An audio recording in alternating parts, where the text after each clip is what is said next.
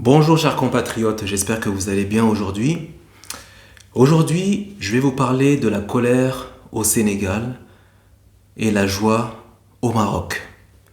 Figurez-vous que il y a un grand scandale mondial qui s'est produit, la décision de la CAF à la une de la presse.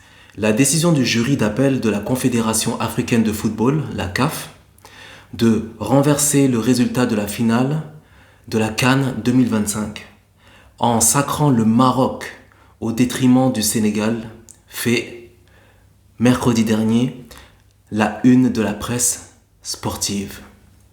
C'est incroyable. Les Sénégalais ne décolèrent pas tandis que les Marocains célèbrent le retour du droit. Tour d'horizon. C'est vraiment un tapis vert. C'est incroyable. Franchement, je suis vraiment stupéfait, bouleversé. C'est incroyable. C'est une décision historique et sans précédent. C'est le consensus à la une de la presse sportive après le verdict du jury d'appel de la CAF concernant la finale de la CAN 2025. Gagné sur le terrain à Rabat par le Sénégal dans des conditions chaotiques, c'était vraiment chaotique et rocambolesque. Le titre a été finalement attribué au Maroc. Et ce 2 mois plus tard, c'est incroyable. Alors qu'à la base, c'est le Sénégal qui avait remporté cette CAN. Et 2 mois plus tard, renversement de situation, c'est le Maroc qui a gagné ce trophée. C'est vraiment incroyable, rocambolesque. Pour la presse sénégalaise, une décision honteuse. Le plus grand vol de l'histoire du football africain. Le quotidien Le Populaire donne le ton de toute la presse sénégalaise à sa face à la CAF. Découronne les lions pour sacrer le Maroc. Alors, les questions qu'on se pose. Comment ça a bien pu se passer durant ces 2 mois-là? Lorsque le Sénégal a célébré cette grande victoire, pendant 2 mois, il y a eu des festivités, la communauté sénégalaise était contente, et 2 mois plus tard, c'est un renversement total qui s'est produit. Alors moi, je trouve que dans un sens, c'est scandaleux. Pourquoi? Parce que ça aurait pu se décider juste après le match, tout simplement. Mais attendre 2 mois plus tard pour qu'il y ait un renversement de situation comme ça, je trouve ça vraiment rocambolesque. Et de surcroît, ça a été une décision inique. L'incompréhension qui prédomine vis-à-vis des Sénégalais. Et Le Soleil, le magazine, parle même d'une blague du siècle, parce que jamais cela ne s'était produit. C'est comme on pourrait dire que à l'époque, il y avait la grande finale de la France contre l'Argentine. Les Français auraient pu se rebeller et que quelques mois plus tard, la coupe aurait pu revenir aux Français, mais ça ne s'est jamais produit. Mais pourquoi ça serait le Sénégal qui subisse tout ça? Je sais que le Sénégal a sa part de responsabilité, il n'aurait pas dû quitter le terrain pour après quelques minutes revenir. Heureusement que Sadio Mané a eu cette initiative de ramener l'équipe sénégalaise sur le terrain pour continuer le jeu.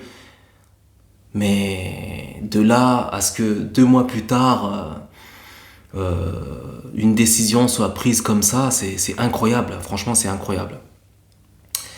Et moi, je vais continuer cet article parce que il faut que les gens sachent que ce qui s'est passé n'est pas normal, n'est pas normal. Alors, il y a eu beaucoup de pourparlers, il y a eu beaucoup de débats là-dessus. Je ne suis pas le seul à ouvrir ce débat. Alors, le site Dakaractu estime que le football africain vient de vivre un séisme juridique sans précédent. Il égratigne au passage les instances dirigeantes du football sénégalais dans un autre article intitulé « Pendant qu'ils s'amusaient ». Ou je dirais même pendant qu'ils s'insultaient. La CAF sanctionnait. En fait, c'est la CAF qui a sanctionné durant tous ces 2 mois, pendant que le Sénégal s'amusait, tout ça, célébrait cette victoire. Quand les dirigeants ne parlent plus d'une seule voix, c'est toute une nation sportive qui en paie le prix. Face à une fédération royale marocaine de football structurée et proactive, le Sénégal a renvoyé l'image d'une instance en perte de repères. Moi, mon avis personnel, je pense que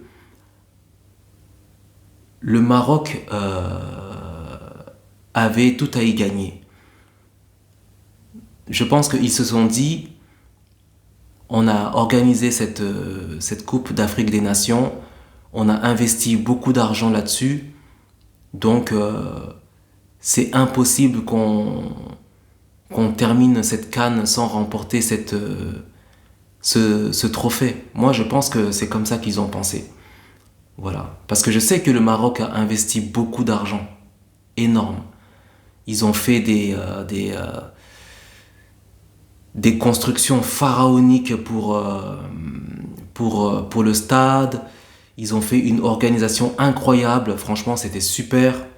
Et ils se sont dit dans leur tête qu'il est impossible que cette CAN se termine sans qu'on remporte ce trophée.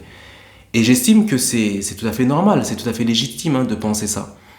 Mais de là à ce que, par décision du jury, ils reprennent ce trophée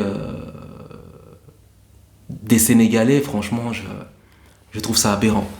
Et de surcroît, je peux dire que le Sénégal a vraiment ressenti une frustration extrême. On gagne une coupe et on se la fait reprendre. C'est fou ça. Ce n'est presque jamais arrivé dans le monde du football. Hein. Mais bon. Et du côté des Marocains, pour la presse marocaine, la justice a été rendue. Sans surprise, les médias marocains affichent un visage plus souriant et ne cachent pas leur satisfaction après cette décision. Le journal L'Opinion note ainsi que le verdict est tombé et il est sans appel. Bam! Ils ont tranché. Jugeant dans un post sur Instagram que la couronne africaine retrouve sa place naturelle entre les mains des lions de l'Atlas. Mes chers compatriotes lions de la Teranga, ça me fait mal au cœur, je suis désolé aussi, mais bon. Et j'ose même pas imaginer le président de la République du Sénégal, Diomaye, les récompenses qu'il a données à chaque joueur, des terrains, des primes. Maintenant, qu'est-ce qui va se passer pour la suite ? Est-ce que le président de la République du Sénégal va prendre la décision de reprendre tout ce qu'il a donné à chacun des joueurs ? Les terrains, les parcelles, les primes de chacun d'entre eux. Ça serait vraiment rocambolesque. Imaginez un petit peu la situation. Vous offrez un président, il offre des récompenses dues au fait que l'équipe a remporté une coupe d'Afrique des Nations, et quelques mois plus tard, le président de la République du Sénégal va décider de reprendre à chacun des joueurs ce qu'il leur a donné. Non. En fait, ça c'est vraiment quelque chose de rocambolesque, puisque franchement, je ne sais pas s'il va prendre cette décision ou pas, ou il va leur laisser les terrains, les primes. Parce que ça serait quand même un scandale. Hein. Ouais, ce serait vraiment un scandale. Donc du coup, la couronne revient là où elle appartient. Donc finalement, le Maroc a remporté 3-0 face au Sénégal. Ouais. Donc le jury d'appel de la CAF a renversé la décision initiale, attribuant officiellement la victoire aux Marocains sur tapis vert. Au terme de cette épreuve, la couronne africaine retrouve sa place naturelle entre les mains des Lions de l'Atlas. Voilà, en tout cas, la conclusion, donc ils vont examiner l'affaire. La juridiction d'appel a non seulement jugé la requête recevable, mais également fondée sur le fond, entraînant l'annulation de la première décision, explique la rédaction basée à Rabat, qui estime qu'en actant le forfait du Sénégal, la CAF confère de facto la victoire au Maroc, dans une finale dont l'issue sportive se trouve ainsi entièrement redéfinie sur le plan juridique. Maintenant, nous allons voir qu'est-ce qui va se passer pour la fin. Ouais. J'espère que les Sénégalais vont obtenir quand même gain de cause, parce que franchement, qu'est-ce qui va se passer plus tard? Déjà, il y a des joueurs sénégalais qui ont été sanctionnés.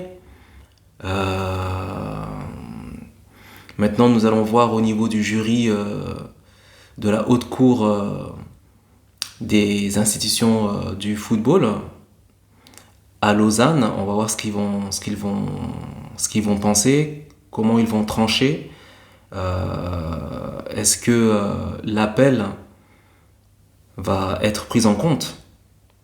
Donc il y a beaucoup de questions en jeu, il y a beaucoup d'incertitudes, de doutes. Et bon, moi, mon avis personnel, c'est que tout cela, ça reste du jeu. Voilà. On part dans un esprit de jeu sportif, mais là, ça a vraiment pris des graves proportions.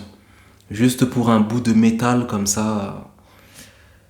Je sais que chacun des deux équipes a sa fierté, a son honneur à défendre. Mais là, ça va au-dessus du contexte sportif. Là, ça prend des dimensions, je dirais, politiques. Parce que moi, la question que je me pose, qu'est-ce qui va se passer au niveau diplomatique?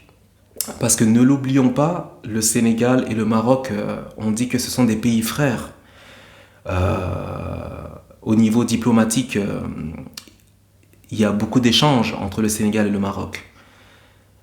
Il y a des échanges intellectuels, économiques. Qu'est-ce qu'il va advenir de tout cela? Est-ce que c'est une CAN? Est-ce que c'est une Coupe d'Afrique des Nations qui va peut-être fragiliser les relations diplomatiques entre ces deux pays frères? Je trouve ça vraiment dommage. Voilà mes amis, j'espère que vous avez apprécié cette vidéo. N'hésitez pas à lâcher un commentaire, un like. Ça fait toujours plaisir. Et on se dit à très bientôt. Bye bye.